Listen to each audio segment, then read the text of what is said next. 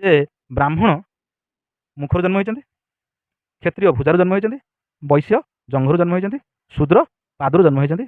ତେଣୁ ଯିଏ ଉପରେ ରହିଲେ ସେ ଉପର ସ୍ତରର ଲୋକ, ଯିଏ ତଳେ ରହିଲେ ସେ ତଳ ସ୍ତରର ଲୋକ।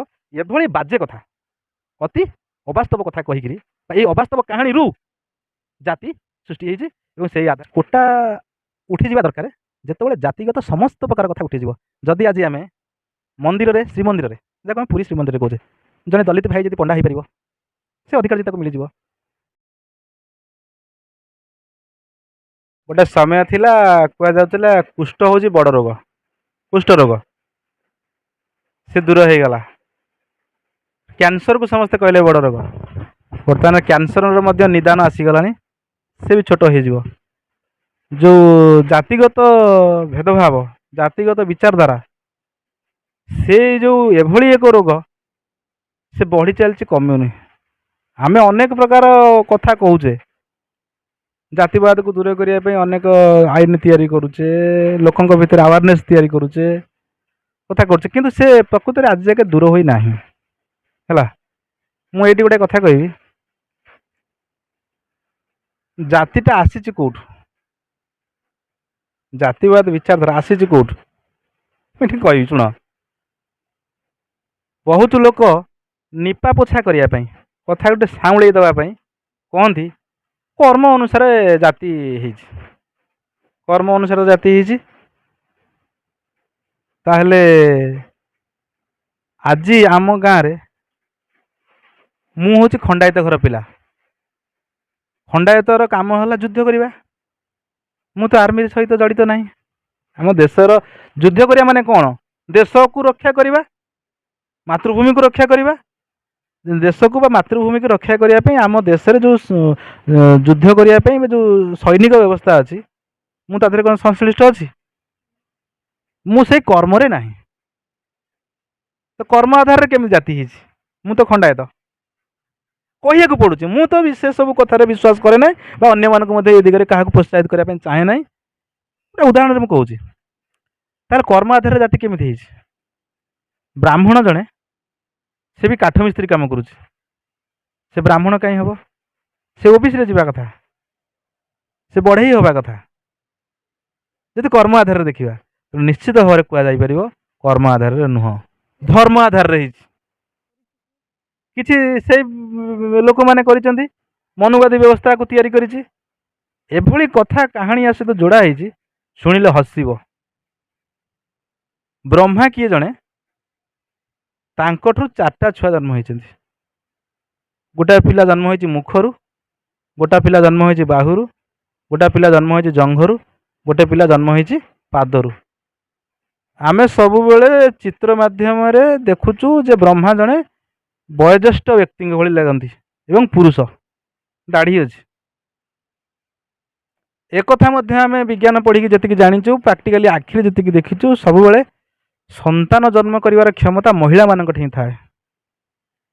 अवश्य चित्र ठाकुर देवता फोटो चित्रटा राजा रवि वर्मा पर उपलब्ध हो, माने ठाकुर ब्रह्मा दाढ़ी थिबा, शिव जटाजुट धारण करथिबा, सरस्वती बीणा बजाउथिबा, ये जो परिकल्पना यही किछि वर्ष तले 200-250 वर्ष तले राजा रवि वर्मा बोली जड़े चित्रकर सी कल्पना ये फोटो सब बाहर या पूर्व एमती किसी नाला।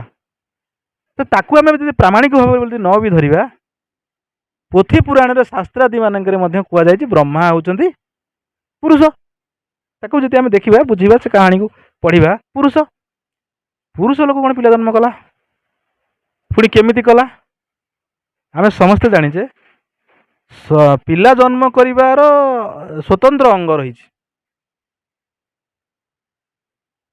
जमती आम समस्त जानीचे सब जिते सब जन्म करते जो माने अंडज से तो अंडा दियंती, तापर पिला जन्म हो जिते जरायुज जरायुरु जिते जात हंती जिते सब जीव समस्त जन्म होबार बाट गोटे आम समस्त जानीचे। से जन्मकालीन वेदना बा प्रसवकालीन वेदना बा सेठी थिबा विपद को आखि आगे रखी आज विज्ञान जुगे उन्नत चिकित्सा प्रणाली प्रयोग करी से जगार टिके उपरकू नाभि ठारू तलू आम काटिकी पिला जन्म करुचे। ଯାହାକୁ ଆମେ ସିଜରିଆନ୍ ବୋଲି କହୁଛେ। ଏହା ବ୍ୟତୀତ ହାତରୁ ପିଲା ଜନ୍ମ ହେବା, ମୁଖରୁ ପିଲା ଜନ୍ମ ହେବା, ପାଦରୁ ପିଲା ଜନ୍ମ ହେବା, ଜଙ୍ଘରୁ ପିଲା ଜନ୍ମ ହେବା, କୋଉଠି କୋଉଠି ପୁଣି କୁହାଯାଇଛି କାନରୁ କର୍ଣ୍ଣ ଜନ୍ମ ହୋଇଥିଲା। ଏଭଳି ଅତ୍ୟନ୍ତ ହାସ୍ୟାସ୍ପଦ, ଅବୈଜ୍ଞାନିକ, ସାଂଘାତିକ, ମିଛୁଆ, ଗାଲୁଆ, ଭାଣ୍ଡାମୀ କଥା ଏଗୁଡ଼ାକ। ସେଉଥିରୁ ସୃଷ୍ଟି ହେଇଛି ଯେ ବ୍ରାହ୍ମଣ ମୁଖରୁ ଜନ୍ମ ହୋଇଛନ୍ତି, କ୍ଷତ୍ରିୟ ଭୁଜାରୁ ଜନ୍ମ ହୋଇଛନ୍ତି, ବୈଶ୍ୟ ଜଙ୍ଘରୁ ଜନ୍ମ ହୋଇଛନ୍ତି, ଶୂଦ୍ର ପାଦରୁ ଜନ୍ମ ହୋଇଛନ୍ତି। ତେଣୁ ଯିଏ ଉପରେ ରହିଲେ ସେ ଉପର ସ୍ତରର ଲୋକ, ଯିଏ ତଳେ ରହିଲେ ସିଏ ତଳ ସ୍ତରର ଲୋକ। ଏଭଳି ବାଜେ କଥା, ଅତି ଅବାସ୍ତବ କଥା କହିକିରି ବା ଏଇ ଅବାସ୍ତବ କାହାଣୀରୁ ଜାତି ସୃଷ୍ଟି ହେଇଛି ଏବଂ ସେଇ ଆଧାରରେ ସମାଜରେ ଅନେକ ଯେଉଁ ଶୋଷଣ କଷଣ ଭୟାବହତା ଆମେ ଦେଖିଛୁ। ଯଦି ପୂର୍ବ ଦିନମାନଙ୍କୁ ଯିବା, ଇତିହାସକୁ ଯିବା, ଦଳିତ ଭାଇମାନଙ୍କୁ ଆମର ଯେଉଁମାନେ ଶୂଦ୍ର ବୋଲି ଯାହାକୁ କୁହାଯାଉଛି, ଏଭଳି ନିର୍ଯାତନା ଦିଆଯାଉଥିଲା। ଯେଉଁ ସୁବିଧାବାଦୀ ଗୋଷ୍ଠୀ, ଯେଉଁ ଉପର ସ୍ତରର ଲୋକ ବୋଲି ଆମେ ଯାହାକୁ ସେ ସମୟରେ କୁହାଯାଉଥିଲା, ଆଜି ବି ସେ କଥା ଚାଲିଛି। ତାଙ୍କ ପୋଖରୀରୁ କୁକୁର ପଛେ ପାଣି ପିଇଲେ ସମ୍ମତ, କିନ୍ତୁ ଦଳିତ ପାଣି ପିଇ ପାରିବନି। ଦଳିତ ଲୋକ ଯଦି ଚାଲି ଯାଉଥିବ, ତା ପାଦ ଚିହ୍ନ ପଡ଼ିଲେ କାଳେ ମାଟି କି ବିପଦ ବା ପୃଥିବୀ କି ବିପଦ, ସେଥିପାଇଁ କିଛି ଏଭଳି ବର୍ବର ଲୋକ ତା ଅଣ୍ଟାରେ ଝାଡ଼ୁ ବାନ୍ଧି ଦେଇଥିଲା ଯେ ସେ ଆଗେ ଆଗେ ଚାଲୁଥିବ, ତାର ପାଦ ଚିହ୍ନକୁ ତା ପଛପଟରେ ବନ୍ଧା ହେଇଥିବା ଝାଡ଼ୁ ଲିଭେଇ ଲିଭେଇକା ଯିବ। ଇଏ ଯେଉଁ ବର୍ବରତା, ଏ ଯେଉଁ ନିଷ୍ଠୁରତା, ଏସବୁ ଏ ଦେଶ ଦେଖିଛି। ସମୟକ୍ରମେ ତାର ସ୍ୱରୂପ କିଛି ମାତ୍ରାରେ ବଦଳିଛି, କିନ୍ତୁ ସମ୍ପୂର୍ଣ୍ଣ ବଦଳି ନାହିଁ। ବ୍ରହ୍ମା ସତରେ ଯଦି ଥାଆନ୍ତା, ସେ କେବେ ହେଲେ ହାତରୁ, ପାଟିରୁ, ଗୋଡ଼ରୁ, ଜଙ୍ଘରୁ ଛୁଆ ଜନ୍ମ କରିନଥାନ୍ତା। ଜନ୍ମ କରିବାର ପ୍ରକୃତି, ନେଚର, ଜନ୍ମ କରିବାର ଯେଉଁ ବ୍ୟବସ୍ଥା ତିଆରି କରିଛି ସମ୍ପୂର୍ଣ୍ଣ କାଳ୍ପନିକ। ଯଦି ବ୍ରହ୍ମା ବୋଲି କିଏ ଥାଆନ୍ତା, ସେ ନିଶ୍ଚିତ ତା ସ୍ତ୍ରୀ ସଂସର୍ଗରେ ଆସିକିରି ତାର ସ୍ତ୍ରୀ ପିଲା ଜନ୍ମ କରିଥାନ୍ତା ଏବଂ ସେଇ ସ୍ତ୍ରୀ ଠାରୁ ଜନ୍ମ ହୋଇଥିବା ସମସ୍ତ ପିଲା ବ୍ରହ୍ମାଙ୍କର ପିଲା ବୋଲେଇଥାନ୍ତେ। କିଏ ବଡ଼ ଭାଇ ହେଇଥାନ୍ତା, କିଏ ସାନ ଭାଇ ହେଇଥାନ୍ତା। ବଡ଼ ଭାଇ ଛୁଇଁ ଦେବନି ସାନ ଭାଇକି, ସାନ ଭାଇ ଛୁଇଁ ଦେବନି ବଡ଼ ଭାଇକି, ବା ସାନ ଭାଇକି ଛୁଇଁ ଦେଲେ ବଡ଼ ଭାଇ ମାରା ହେଇଯିବ। ଏଭଳି କଥା ଅନ୍ତତଃ ପକ୍ଷେ କେବେ ହେଇନଥାନ୍ତା। ଯେଉଁମାନେ ଆମେ ଜାଣିଛୁ ମନୁସ୍ମୃତି ଗୋଟେ ଅଛି, ମନୁସ୍ମୃତି। ମନୁ ମହାରାଜ ଜଣେ ଥିଲେ, ଜଣେ ବ୍ରାହ୍ମଣ। ସିଏ ଏ ସମାଜରେ ନିଜର ବର୍ଚସ୍ୱକୁ ବଜାୟ ରଖିବା ପାଇଁ, ସହଜରେ ଅର୍ଥ ରୋଜଗାର କରିବା ପାଇଁ, ସମସ୍ତଙ୍କ ଉପରେ ଓଜନ ରଖିବା ପାଇଁ ସେ ତାଙ୍କର କାଳ୍ପନିକ କଥା ଆଉ କାହାଣୀ ଜରିଆରେ, ତାଙ୍କର ଯେଉଁ ଶାସ୍ତ୍ର ସେ ଲେଖିଛନ୍ତି ସେଇ ଜରିଆରେ ଲୋକମାନଙ୍କୁ ଭୁଆଁ ବୁଲେଇ ଅନ୍ଧବିଶ୍ୱାସରେ ପକାଇକି ତାଙ୍କର ନିଜର ଧନ୍ଦାକୁ ଚଲେଇ ରଖିଛନ୍ତି। ତେଣୁ ମୁଁ ଏ କଥାକୁ କେବେ ବିଶ୍ୱାସ କରେ ନାହିଁ। ବିଶ୍ୱାସ କରିଥାନ୍ତି କେମିତି କହିଲ, ଯଦି ମେଡ଼ିକାଲକୁ ଆମେ ଯେତେବେଳେ ବ୍ଲଡ଼ ପାଇଁ ଯାଉଛେ, ମୋ ପିଲାଟା ବ୍ରାହ୍ମଣ ପିଲା ଅଛି, ମୋ ପିଲାଠି ରକ୍ତ ଦିଆହେବ, ଦେଖିବ କୌଣସି ଦଳିତ ଲୋକର ରକ୍ତ ସେ ହେଇନଥିବ, ହେଲେ ମୁଁ ନେବିନି। ଏମିତି ଯଦି କହିଥାନ୍ତେ ମୁଁ ଜାଣିଥାନ୍ତି ଯେ ନିହାତି କିଛି ନା କିଛି ୟା ଭିତରେ କୋଉଠି ନା କୋଉଠି ଟିକେ ଅଛି, ଭାବିବାକୁ ଚେଷ୍ଟା କରିଥାନ୍ତି। ବୁଝିଅଛି କି? ସମସ୍ତେ ବି ପଜିଟିଭ ମାଗନ୍ତି, ଓ ପଜିଟିଭ ମାଗନ୍ତି, ବୁଝିଅଛି କି? ବା ଯାହା ଯାହା ବ୍ଲଡ଼ର ଆମର ରହିଛି ସିମ୍ବଲ ସେଇଆ ମାଗନ୍ତି ଏବଂ ସେ ପ୍ରକାର ବ୍ଲଡ଼ ସବୁ ଜାତିର ଲୋକଙ୍କ ଠି ଅଛି। ଆଜି କହିବ ଜଣେ ଅମୁକ ମିଶ୍ରଙ୍କର ପୁଅର କିଡ଼ନୀ ଦରକାର ଅଛି, ଜଣେ ଡୋନର ଅଛି, ଜଣେ ସମ୍ ମଲ୍ଲିକ ହେଇଥିବେ, ମନା କରିଦେବ ମୋ ପୁଅ ପଛେ ମରୁ, ମୁଁ ତାଙ୍କ କିଡ଼ନୀ ନେଇକରି ନଗେଇବିନି। ଆ ଜାତି କ'ଣ? ଏଇଟା ସବୁ ପୁରା ଭାଣ୍ଡାମି, କିଛି ଜାତିବାଦୀ କିଛି ନାହିଁ। କିଏ ବାଣ୍ଟିବ ବୋଲି କହୁଛି? ଯେଉଁମାନେ ଜାତିରେ ବିଶ୍ୱାସ କରନ୍ତି ନାହିଁ, ବା ଆମ ଭଳି ଲୋକମାନେ, ଆମେ ଯେଉଁମାନେ ହେତୁବାଦୀ ଲୋକ ବା ବିଜ୍ଞାନ ମନସ୍କ ଲୋକ ବା ପ୍ରକୃତିର ରହସ୍ୟକୁ କିଛି ମାତ୍ରାରେ ଅନ୍ତତଃ ପକ୍ଷେ ବୁଝିଛୁ, ସମ୍ପୂର୍ଣ୍ଣ ବୁଝିବାକୁ ଅହରହ ଚେଷ୍ଟିତ ଅଛୁ, ମଣିଷକୁ ମଣିଷ ଦୃଷ୍ଟିରେ ଦେଖୁ, ଆମେ ତ କେବେ ବି ନୁହଁ। ହଁ, କିଛି ରାଜନୈତିକ ଗୋଷ୍ଠୀ ଥାଇପାରନ୍ତି, କାହିଁକି ନା ତାଙ୍କର ଭୋଟ ବ୍ୟାଙ୍କ ତିଆରି କରିବା ପାଇଁ, ଲୋକଙ୍କ ମାନଙ୍କ ଭିତରେ ଆପୋଷ ଲଢ଼େଇ କରାଇବା ପାଇଁ ସେମାନେ କୋଉଠି ନା କୋଉଠି କରିଥାଇପାରନ୍ତି। ବାକି ଏ ବ୍ୟବସ୍ଥାଟା ଆରମ୍ଭରୁ ବୋଇଲେ କେଉଁ ଆରମ୍ଭରୁ? ସୃଷ୍ଟି ଆରମ୍ଭରୁ ନାହିଁ, ଯେତେବେଳେ ବ୍ୟବସ୍ଥା ତିଆରି ହେଲା, କିଛି ଚାଲାକ ଲୋକ ଆଗରେ ରହିକି ବିଭିନ୍ନ ପ୍ରକାର ବ୍ୟବସ୍ଥା ତିଆରି କଲେ ସେଇମାନେ ଏଇ ପ୍ରକାର ମିଛ ବ୍ୟବସ୍ଥା ତିଆରି କରିଛନ୍ତି, ଅପ୍ରାକୃତିକ ବ୍ୟବସ୍ଥା ତିଆରି କରିଛନ୍ତି। ସେଇମାନେ ତାକୁ ପଢ଼େଇ ଚାଲିଛନ୍ତି। ନିଶ୍ଚିତ ଭାବରେ ଅଛି। ଆଜି ମଧ୍ୟ ମୁଁ ଏଇଥିପାଇଁ କହିବି ଯେ ଆମେ ବି ଖବରକାଗଜରେ ଦେଖୁଛୁ ଅମୁକ ମନ୍ଦିରରେ ଦଳିତ ସାହିର ଯୁବକ ପଶିଯିବାରୁ ପୁରୋହିତଙ୍କର ଅମାନୁଷିକ ଭାବରେ ଆକ୍ରମଣ। କ'ଣ ପାଇଁ? ଏତେ ଲୋକ ଯାଉଥିଲେ, ସିଏ ଗଲା, କ'ଣ ଅସୁବିଧା ହେଇଗଲା? ସେ ତ ପୂଜା କରିବାକୁ ଯାଇଥିଲା, ଚୋରି କରିବାକୁ ଯାଇନଥିଲା। ତା ମଧ୍ୟ ଆମେ ଖବରକାଗଜରେ ପଢ଼ୁ ଅମୁକ ମନ୍ଦିରର ପୂଜକ ମନ୍ଦିରରେ ଠାକୁରଙ୍କ ମକୁଟ ନେଇକରି ପଳେଇଗଲା। ସେ ପୂଜକ ଥିଲା କିନ୍ତୁ ଚୋରି କରିକି ନେଇ ପଳେଇଗଲା। କିନ୍ତୁ ଜଣେ ପୂଜା କରିବା ପାଇଁ ଯାଇଥିଲା, ତାକୁ ମାଡ଼ ହେଲା। କ'ଣ ପାଇଁ ମାଡ଼ ହେଇଛି? ଜାତି ସକାଶେ। କେଉଁଠି ତାର ଭୟାବହତା କମ୍ ଅଛି, କେଉଁଠି ତାର ଭୟାବହତା ବେଶୀ ଅଛି, ଏକଥାକୁ ଆମକୁ ମାନିବାକୁ ପଡ଼ିବ। ଯେଉଁଠି ଲୋକ ଟିକେ ଏନଲାଇଟ୍ ହେଇଛନ୍ତି, ଯେଉଁଠି ଟିକେ ଲୋକଙ୍କ ଉପରେ ଜ୍ଞାନର ଆଲୋକ ପଡ଼ିଛି, ବା ଲୋକ ଟିକେ ମଣିଷ ହେଇକିରି ମଣିଷକୁ ବୁଝିବା ପାଇଁ ଚେଷ୍ଟା କରିଛନ୍ତି, ସେ କ୍ଷେତ୍ରରେ କେଉଁଠି ନା କେଉଁଠି ଟିକେ କମିଛି। ସମ୍ପୂର୍ଣ୍ଣ କମିଯାଇଛି ବୋଲି ତ କହିବାନି, କମିଛି, କିନ୍ତୁ ଏ କଥା ରହିଛି। ଦେଖ, ଇଏ ହେଉଛି ରାଜନୀତିଆ ଜିନିଷ।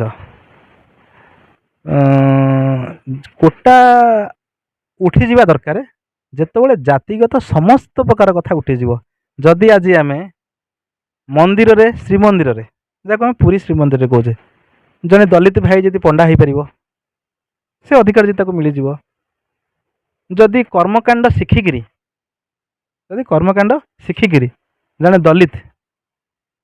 ଦଳିତ ଭାଇମାନଙ୍କର, ଓବିସି ଭାଇମାନଙ୍କର, ଜେନେରାଲ କାଷ୍ଟ ଭାଇମାନଙ୍କର ଘରେ ଯାଇକିରି ଯଦି ପୂଜାପାଠ କର୍ମକାଣ୍ଡ କରିପାରିବ, ସେଟା ତ ସମସ୍ତେ ସମାନ ହେଇଗଲେ, ଆଉ କୋଟା କାହିଁ ରହିବ? ଏଇଟା ଗୋଟେ କଥା ଅଛି ଆମ ସମାଜରେ, ଆମେ ବିଭିନ୍ନ ଜାଗାରେ ସବୁ ଶୁଣିବାକୁ ପାଉଛୁ। ବହୁତ ଲୋକ କହୁଛନ୍ତି ଯେ ସେମାନଙ୍କୁ କୋଟା ଦିଆ ହେଇଯାଇଛି, ସେମାନେ ଅଳ୍ପ ନମ୍ବର ରଖିକିରି ମଧ୍ୟ ଚାକିରି କରୁଛନ୍ତି ବା ବିଭିନ୍ନ ଜାଗାରେ ବିଭିନ୍ନ ସୁବିଧା ସୁଯୋଗ ହାସଲ କରୁଛନ୍ତି। ଏଟା ବଡ଼ କଥା ନୁହଁ। ସମାଜରେ ବଞ୍ଚି ରହିବା ପାଇଁ ଯେଉଁ ଆତ୍ମସମ୍ମାନ ଟିକେ ଦରକାର, ସେ କ୍ଷେତ୍ରରେ ବ୍ରାହ୍ମଣମାନେ ଯେତିକି କୋଟା ପାଇଛନ୍ତି ବା ଅନ୍ୟମାନେ ଯେତିକି କୋଟା ପାଇଛନ୍ତି, ଇଏ କ'ଣ ସେଇ ସ୍ତରକୁ ଆସିପାରିଲେଣି? ଖାଲି ଚାକିରି କରିଦେଲେ କ'ଣ ହେବ? ସମାଜରେ ସବୁ ଯେତେବେଳେ ଗୋଟାଏ ସମାନରେ ହେଇଯିବ, ଚାକିରି କରିବା ପାଇଁ ଏଫର୍ଟ ସମସ୍ତଙ୍କର ସମାନ ଦରକାର। ଧନ ସମ୍ପତ୍ତି, ଯେଉଁ ଦେଶରେ ଯେଉଁ ସବୁ ଧନ ସମ୍ପଦ ଅଛି, କ'ଣ ବୁଝୁଛି କି, ତା ଦେହରେ ସମସ୍ତଙ୍କର ସମାନ ଭାଗିଦାରୀ ରହିଥିବ ଏବଂ ମନ୍ଦିର ପ୍ରବେଶରେ ସମସ୍ତଙ୍କର ସମାନ ଭାଗିଦାରୀ ରହିବ। କେହି କାହାର ଜାତିକୁ ନେଇକରି ଆକ୍ଷେପ କଲା ଭଳିଆ ପରିସ୍ଥିତି ନଥିବ। ଯେ ଜାତି ଯେଉଁ ଏକ ଅବୈଜ୍ଞାନିକ ଚିନ୍ତାଧାରାରୁ ସୃଷ୍ଟି ହେଇଛି, ସେ ନଷ୍ଟ ହେଇଯାଉ, ଅର୍ଥାତ୍ ସେ ଧାରଣା କୁଆଡ଼େ ଦୂର ହେଇଯାଉ। ସମସ୍ତେ ଆମେ ମଣିଷ ହେଇକି ରହିବା। ଯେତେବେଳେ ଆମ ଭିତରୁ ଭେଦଭାବ ଦୂର ହେଇଯିବ, ସେତେବେଳେ ଏ କୋଟାର ମଧ୍ୟ ଆଉ କୌଣସି ଆବଶ୍ୟକତା ରହିବନି। କାହିଁକିନା ମୁଁ ତ ଯେତିକି, ତୁ ତ ସେତିକି, ସିଏ ତ ସେତିକି, ଅନ୍ୟମାନେ ମଧ୍ୟ ସେତିକି, ବାବୁମାନେ ମଧ୍ୟ ସେତିକି। ସମସ୍ତେ ସମସ୍ତଙ୍କ ଉଦ୍ୟମରେ ଚାଲିବେ। ଏ ଯେଉଁ ସଂସାଧନ ସବୁ ଅଛି, ଦେଖିବେ କିଛି ଲୋକଙ୍କର, ଅଳ୍ପ ଲୋକ ବହୁତ ସଂସାଧନ ଉପରେ ତାଙ୍କର କବ୍ଜା। ବହୁତ ଲୋକ ବଞ୍ଚିବା ପାଇଁ ଅଳ୍ପ ସଂସାଧନ ଭିତରେ କେମିତି ମାଡ଼ି ଚକଟି ହେଉଛନ୍ତି। ତେଣୁ ସବୁ ଯେଉଁ ସଂସାଧନ ଅଛି, ତାକୁ କ'ଣ କରିବେ ନା ସମସ୍ତଙ୍କ ଭିତରେ ବାଣ୍ଟି ଦେବା। ଚାକିରିରେ ଯେଉଁ ଜାଗା, ସମସ୍ତଙ୍କ ଭିତରେ ବାଣ୍ଟି ଦେବା। ମନ୍ଦିରରେ ପୂଜା କରିବାର ଯେଉଁ ଅଧିକାର, ସମସ୍ତଙ୍କ ଭିତରେ ବାଣ୍ଟି ଦେବା।